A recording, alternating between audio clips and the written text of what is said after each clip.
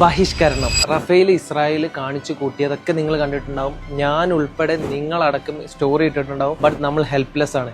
നമുക്ക് ചെയ്യാവുന്ന ഒരു കാര്യം എന്താണെന്ന് വെച്ചിട്ടുണ്ടെങ്കിൽ ഇസ്രായേൽ പ്രൊഡക്റ്റുകൾ നമുക്ക് ബഹിഷ്കരിക്കാൻ പറ്റും. ഇപ്പം ഞാൻ പറയുകയാണെന്നുണ്ടെങ്കിൽ പെപ്സി അങ്ങനെ ഒരുപാട് പ്രൊഡക്റ്റുകളുണ്ട്.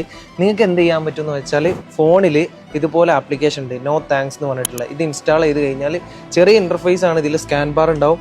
സ്കാൻ ചെയ്യുക, പ്രൊഡക്റ്റ് ചെയ്യാൻ പറ്റാത്തത് ഇങ്ങനെ അതായത് നമുക്ക് വാങ്ങാൻ പറ്റാത്തത് ഇങ്ങനെ കാണിക്കും. അതേപോലെ തന്നെ നമുക്ക് വാങ്ങാൻ പറ്റുന്നത് ഞാൻ കാണിച്ചുതരാം. കണ്ടില്ലേ, സ്കാൻ ചെയ്യുക, നമുക്ക് വാങ്ങാൻ പറ്റുന്നത് ഇത് ഇങ്ങനെയും കാണിക്കും.